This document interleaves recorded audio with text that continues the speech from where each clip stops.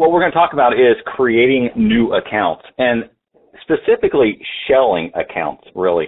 We're not going to dive into like doing the actual data entry, you know, adding all the zones, adding all the contacts, all that stuff. We'll do that at a later date. But this is really about shelling accounts. And a lot of our dealers don't realize how easy it is to do that on Compass. They think that to shell out an account, to create a brand new account onto the system, they need to call dealer support, which is fine. They do that. But when you call dealer support, you know, you're going to have to give your verbal passcode. They're going to ask you several questions as they build the account. And that just takes a little bit of time. So what we did with Compass is we tried to make it a lot easier to build that shell and just save you some time instead of having to call CMS. So we're going to talk about shelling accounts, and then I'm going to also talk about and show you how to place accounts on test. There's 3 different types of account or testing that we'll do. We'll talk about placing the entire system on test, and then individual zones, and then also individual service types. We'll cover that, and then we'll finish up the day talking about your dealer templates and how you can customize your dealer templates to benefit you, saving you some time as far as data entry is concerned when you do get to the point where you're actually adding all the data. So what we're going to jump right into is shelling that account. So we are on Compass right now. I'm on the accounts page. So there's a couple different places that you can go to create a brand new account. A lot of people start on the accounts page because that's the page that you were on when you log in for the first time. And from the accounts section, you will see a link right over here to the far right. It's called Add a New Location. So let's just say, for example, I know this probably doesn't happen to anyone that's out there. I've heard rumors that it does once in a while, but let's say that I've got my installer on site right now to do a brand new account. He goes to Compass Mobile to try to place the account on test, and oops, it doesn't exist.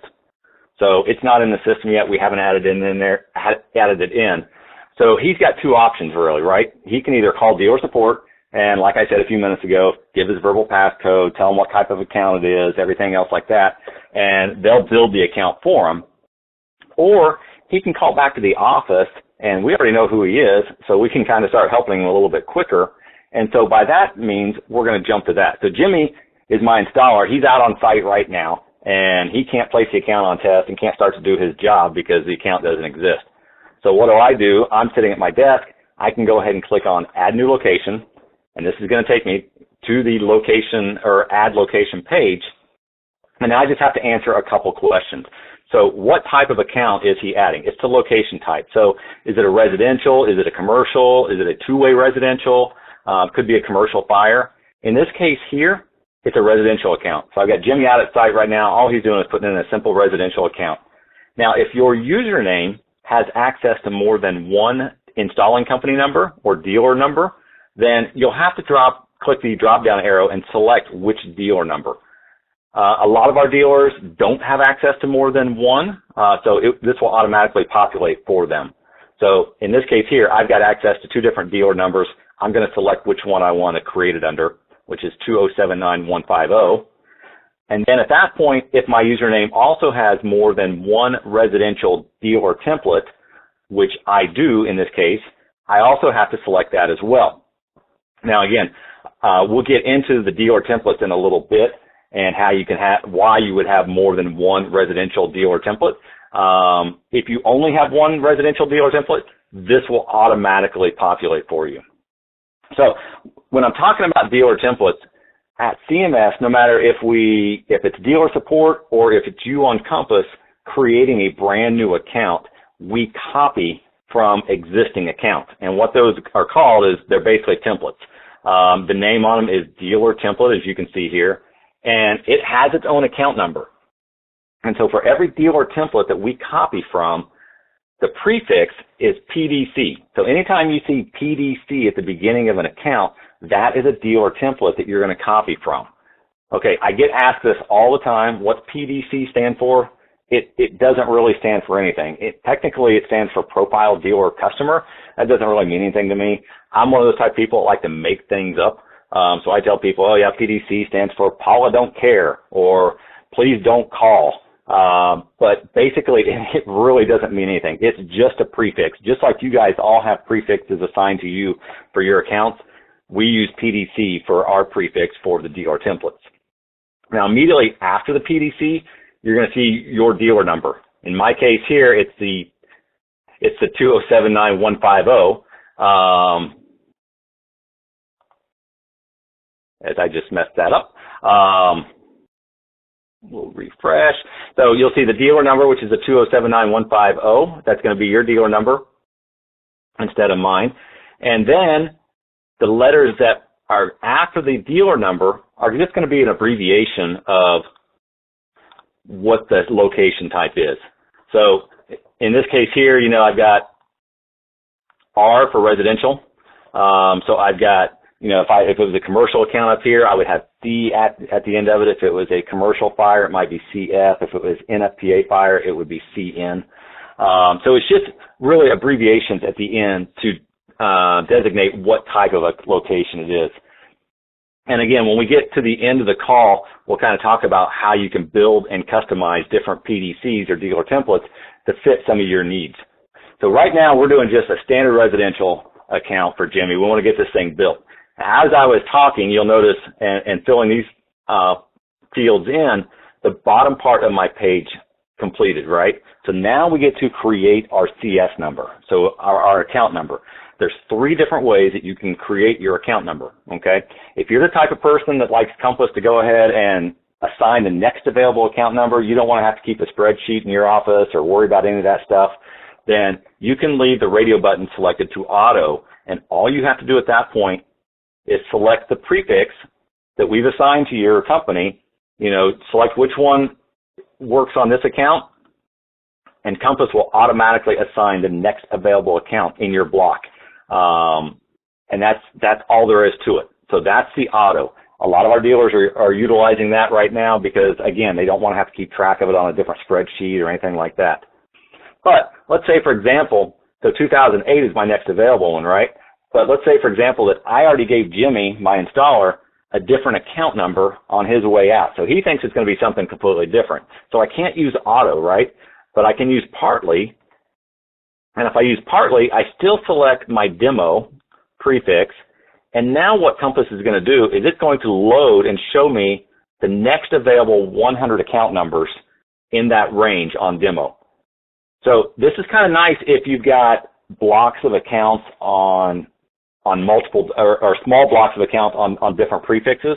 But where this doesn't necessarily come in handy is if you've got an entire prefix, a proprietary prefix assigned to your company, that means you've got 10,000 account numbers basically assigned to your company. And if that's the case, this is only going to load the next 100 accounts. And let's say, for example, that I gave Jimmy something like 4020 is going to be the account number. So it's going to be demo 4020. Well, that's not going to show up here because it's only showing the next 100 available account numbers. So if that were the case, I want to go to the manually selection. And now I've got just a free-form field where I can type my prefix in.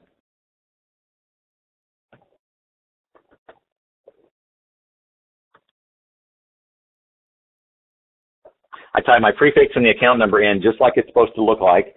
And at that point, what Compass will do when I hit the save button, it's going to, A, make sure that that's not already in use in our system. So it's got to be an available account number. And then the second thing it's going to look at is it's going to make sure that it's assigned to my company number.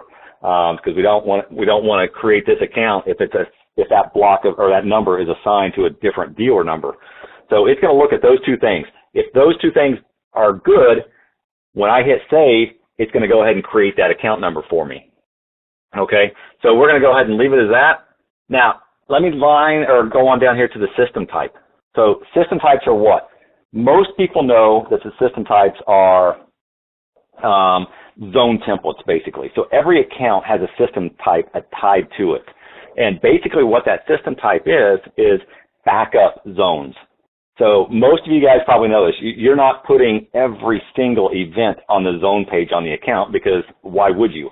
So you might only be putting 10, 12, 15 zones on the zone page. Well, the system type is there as a backup. So if any other signal comes in from that panel that's not defined on the zone page, the system type tells CMS how to handle that system.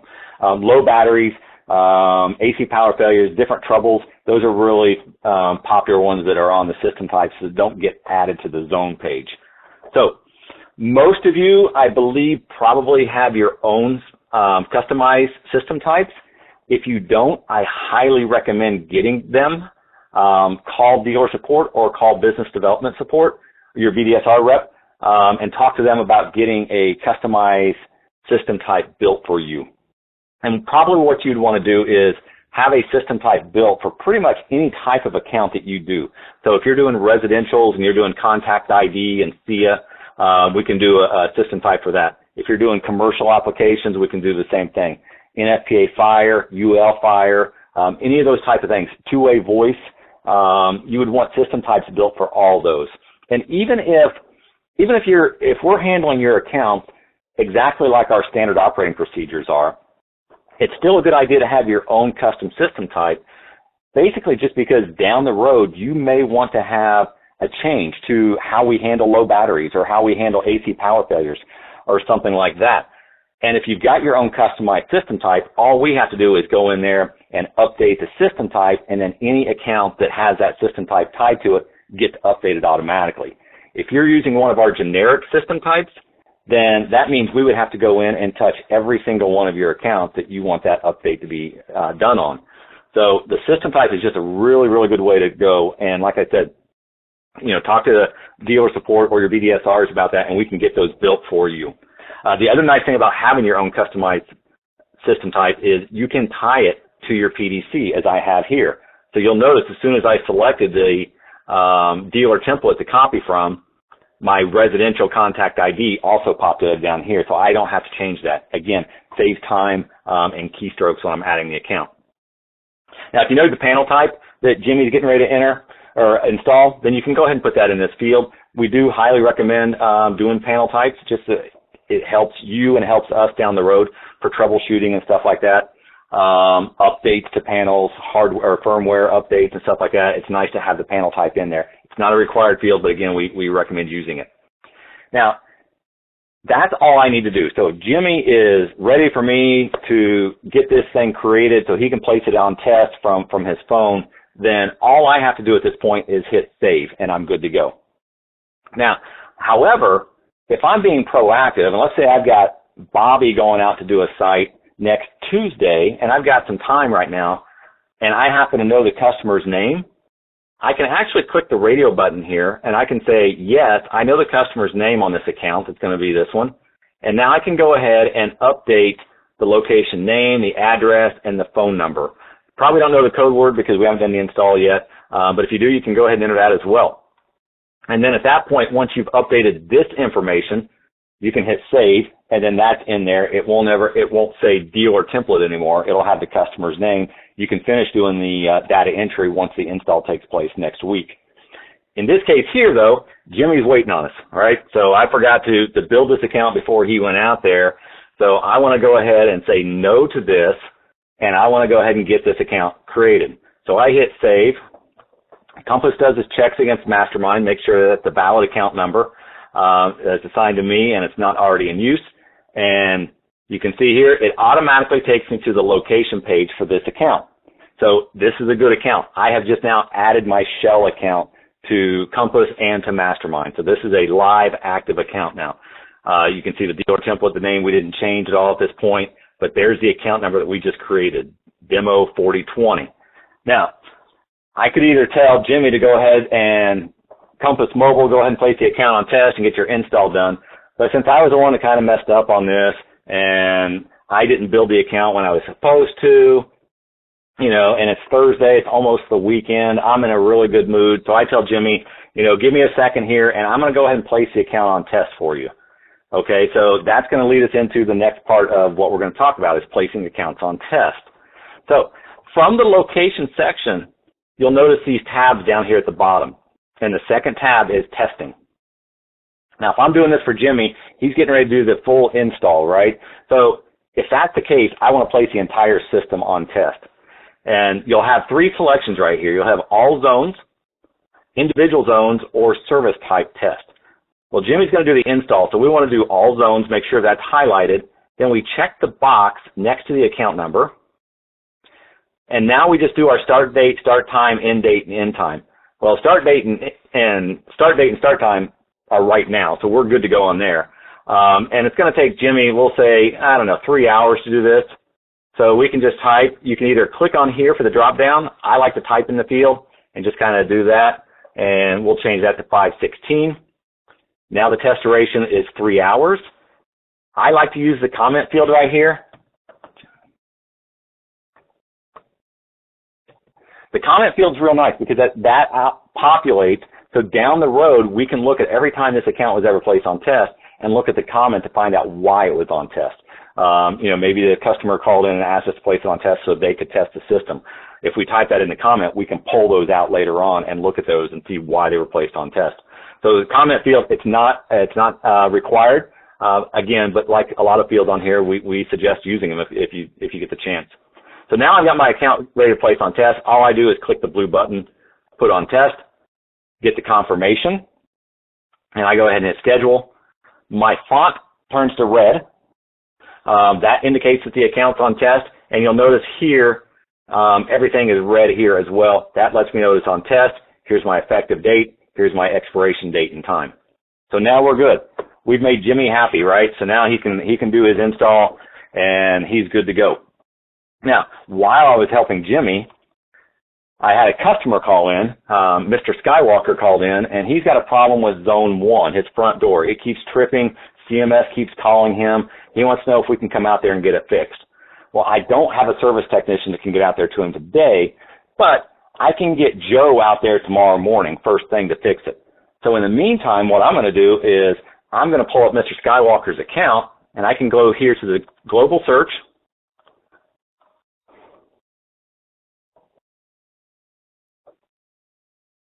See if I can find that account by name. It found the one account for me. And now I can look at the zones first to make sure he's talking about the front door. That is the front door, and that is Zone 1. So that's a problem account, or problem zone. So what I can do for him is I can go ahead and place Zone 1 on test until Bobby can get out there and get it fixed tomorrow, or Joe, whoever I'm going to send out. And that zone, if it trips, CMS won't call anymore, but when he arms the system, the rest of the system can still be armed and active. So I'll go back here to testing, and now what we're going to do is, instead of doing all zones, we're going to select individual zones, and it's going to show me all my zones on my zone page. So we know it's Zone 1 that's having the problem, so we select Zone 1. The rest of the zones and anything on the system type are still going to be active, and we define our date and time. Now, we go ahead and place this on test starting right now, but we go ahead and go till tomorrow,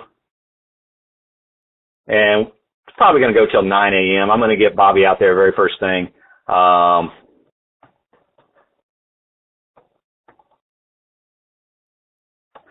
Get him out there first thing so he can fix that Zone 1. So we'll go ahead and place it on test. It tells me 21 hours and 41 minutes.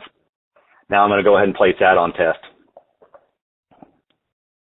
So this is going to update.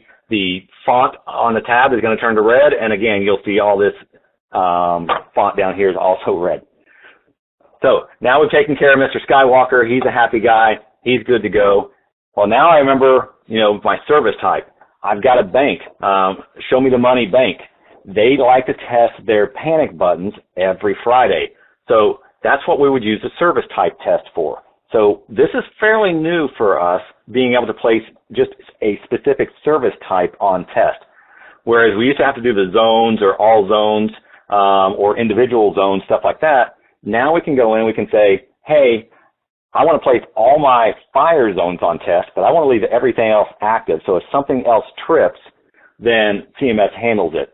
That's very popular when people are doing walk tests on a commercial account.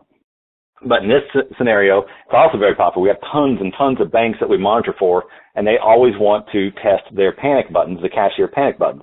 So this works out perfectly. So they do it every Friday, like clockwork at 8 a.m. They test it. So I might as well go ahead and be, proactive, and I can pull up the account here real quick. Again, by name, I'm not sure what the account number is. and I'm not even sure how they spell it, but I think it starts with SHOM. It finds 2 accounts, and now I have to know which one I'm going to look for. It's going to be 09. This should be my bank in Orlando, Florida. As you can see, I confirm it there. So now what I want to do is I want to go to the testing tab, and I select the service type. And you'll see the different selections here. It defaults to all, but I don't want all selected. I only want to select just my holdups and panics. Okay, so by doing holdups and panics, everything else is going to stay active. My bergs, my fires, troubles, everything else, environmentals, they're all active during this test period. And now what I'm going to do is, instead of doing it from right now until tomorrow, which we don't want to do, obviously, we just want to do it during the test period. So I want to change my start date till tomorrow. And like I said, they're like clockwork. These guys are just dead on. 8 o'clock in the morning, they start testing, and they are done by 8:15. So it's only an 15-minute test time. Duration's there.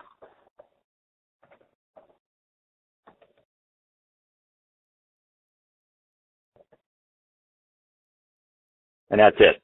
So now I can go ahead and place this account on test. It's not truly going to go on test. This is going to be considered a future test, but it is set up to go on test. So the effective date is now tomorrow at 8 a.m., and it's going to be good until 8:15. So that's a really good use of the service type test. Okay, and like I said, it's fairly new, so not a lot of people know how to do it. Now, what I can also do from here, let's say it's tomorrow morning or any time. Yeah, let's say tomorrow morning. I get into the office early. The bank calls me and they said, hey, we got a late start. We're not like clockwork like we thought we were. So we're not going to start testing until probably about 10 after 8. So we need to expand the test time. I can now click this blue button right here that says extend test. And instead of 8:25, let's give them the benefit of the doubt and go to 8:30. So now it's going to be a 30-minute test period. So now we've got 8 a.m. until 8:30. Now that gives them plenty of time to go ahead and get everything tested. So that's utilizing the extend test. Now, if they get done and they're good to go, they're like, hey, we got them all done, and it's not 8:30 yet, they want to go live, then you've got the red clear button right up here. You can click clear, and it's going to clear the test.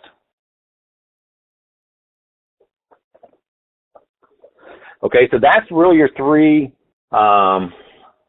types of tests that you've got available to you on Compass. Your all zones, that's the entire system, everything that's on the zone page and the system type.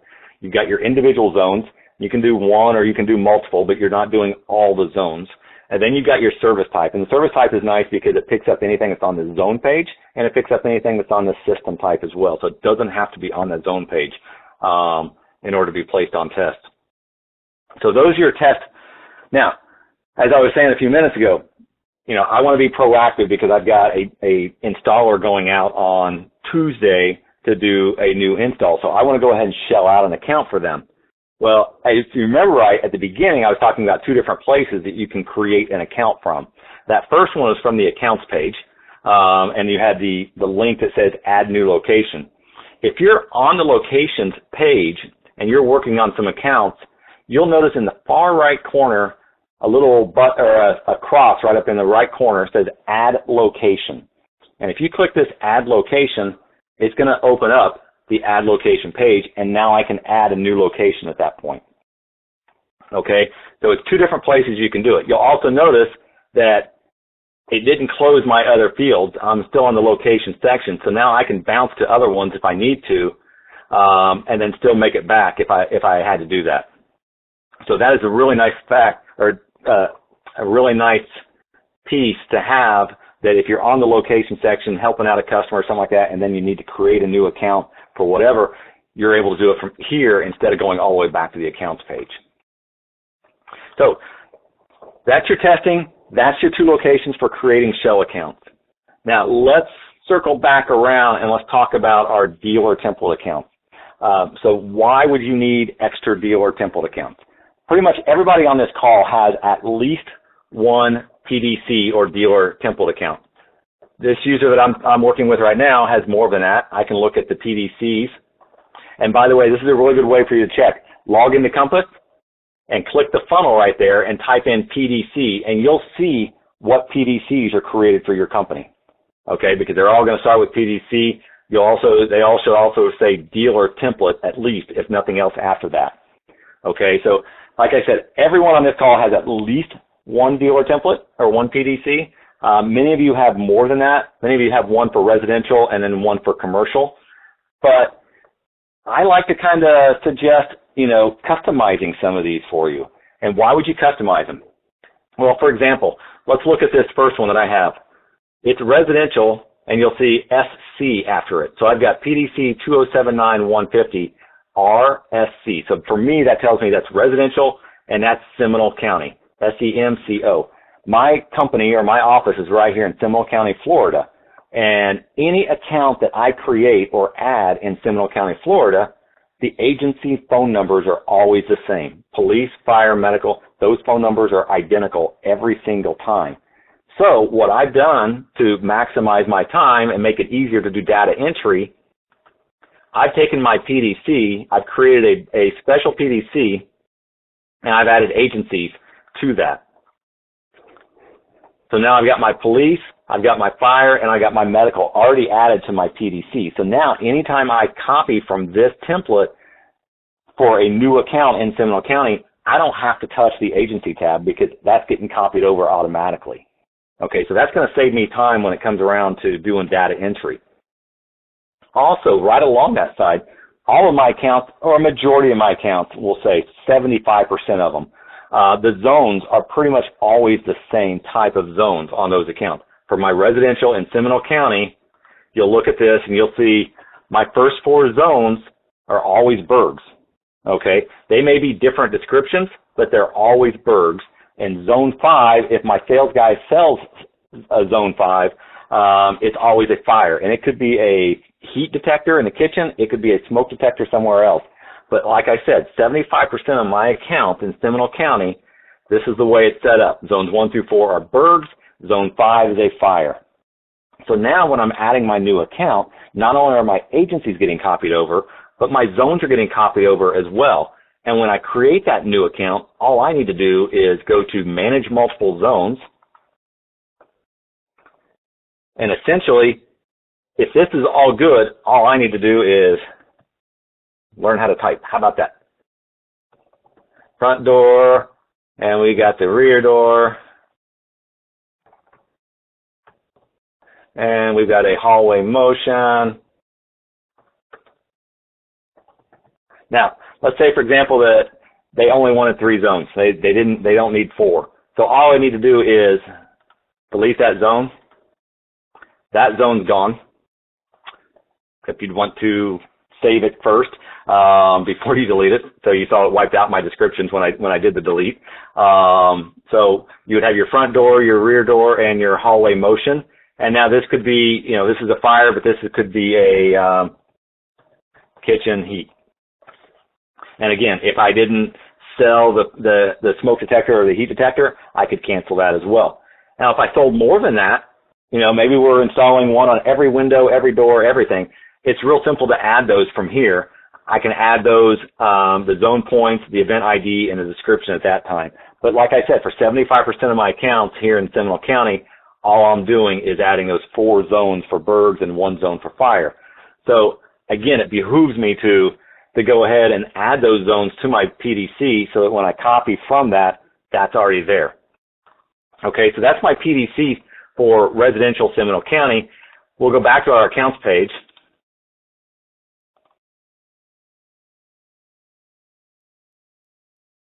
And we'll look at our PDC. So I've got a residential Seminole County. I've got my standard residential. I've got commercial Seminole County. Now my commercial Seminole County only has the agencies on it. Because my commercial situations are always different. They're never the same. So I don't add zones to that one. But if you find that your company does on small businesses or something like that, you could go ahead and add zones on there if you wanted to as well. I've got an NSK fire. That's my CN here. So that's already built for me. And then I got my standard commercial.